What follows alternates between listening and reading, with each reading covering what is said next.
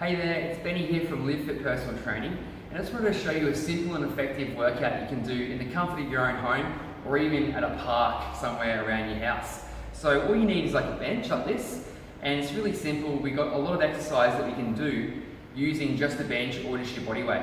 So I'm going to take you through just a simple 6 or 7 station workout. We're going to do about 15 reps of each exercise and repeat it maybe 3 or 4 times during the workout. So the first exercise is just a basic push-up. We can do that here on the bench. We can also do it on the ground. So I'm going to show you a bench variation. What we want to do, come in with our hands a bit wider than shoulder width, feet back, and we want a nice straight body. We don't want to have our bottom too high and also don't want to have it too low sagging. So we want to have our bottom a little bit more elevated, tuck to keep our core strong, breathe in as we go down, and then breathe out as we push up, and repeat that. So we're going to do 15 of these. And then we're going to transition into what's called a tricep dip. Now what we do here is we're sitting on the bench, or you can use a park bench or even a chair at home.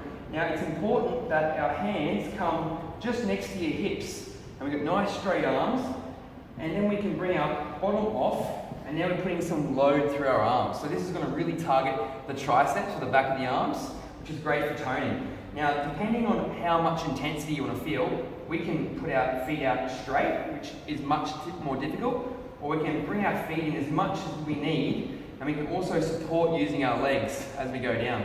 The most important thing with this exercise is that your back stays touching the bench on the way down like this.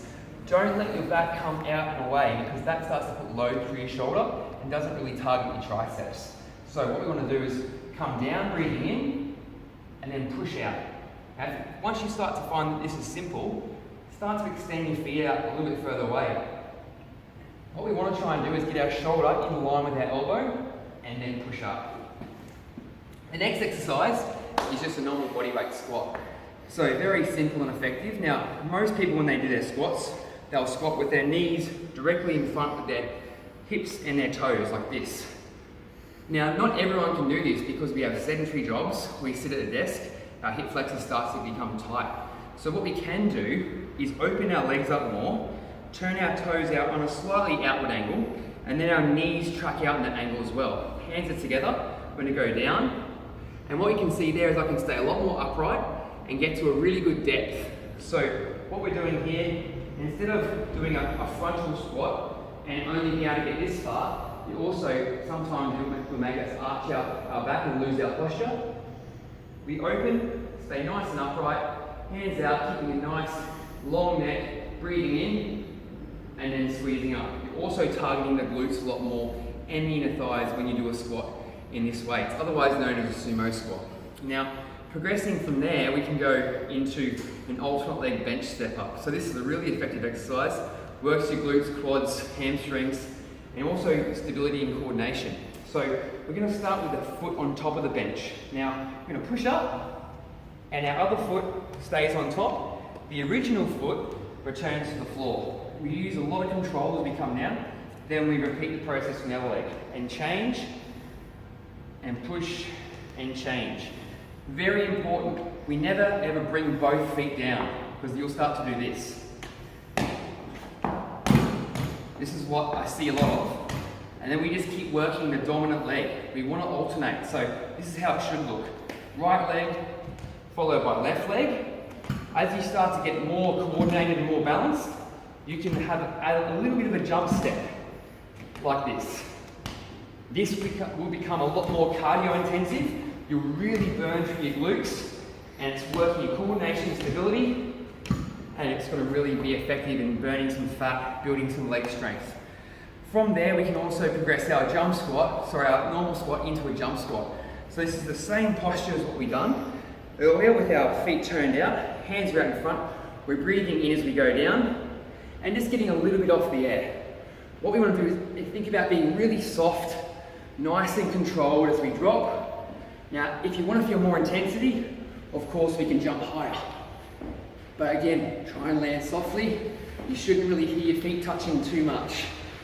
So after doing a squat, alternate leg step up, and then a jump squat, you're going to be really feeling some burn through your legs. An option to do this would be to incorporate a burpee. Just pause it. Cool. So with the burpee, what we want to do is just lay on the floor, and we're just going to take the pressure off by going onto our knees.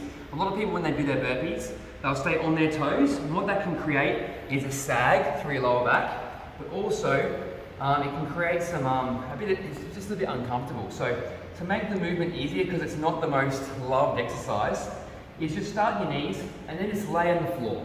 Now from here, we're going to do a knee push-up, and then we're in this position here. So we should be in a nice position, straight from our knees to our shoulders, not arched, not too high. And from this position, dig your toes in, jump your feet forward and out.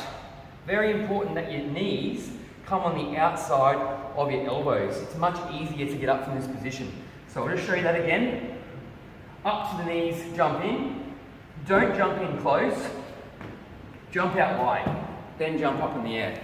Much more effective, much easier, especially for most people that have tight hip flexors and tight glutes and sometimes lower back pain. Okay, so if you do have lower back pain or any lower core strength issues, it's not advisable to do any burpees. But if you feel relatively fit, strong, active, definitely have a go with these, because they're an amazing exercise to complement everything you're doing. It works every muscle in your body, so it's great.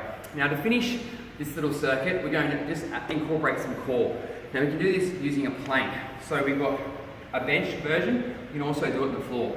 And the most important thing with the plank is that we're getting a set pelvic position. So what I see most is that people have an arch in their back. Now when we're in this position, our core is deactivated. What we want to do is elevate, then tuck the pelvis and be nice and straight. You'll see now that I'm a lot flatter through my back.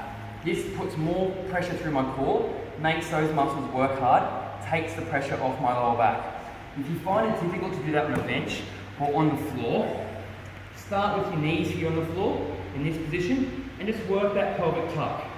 And this is enough to start as a progression. Then when you feel more confident, we can go up to your toes and hold that position there. So eventually, what you want to aim for is around 45 seconds to maybe a minute of a quality plank, and that's going to get you to what we call would be good to average core strength. So if you can't quite do that yet, work towards that as a goal, and you'll definitely improve all areas of your health, fitness, strength, mobility, balance and coordination. So hope you enjoyed that workout. Very simple and effective. Just to repeat, 3 or 4 times through, 15 reps on each exercise. The burpees, maybe you can keep that to 5 or 10 because it's more intensive. Have a go and hope you enjoy it.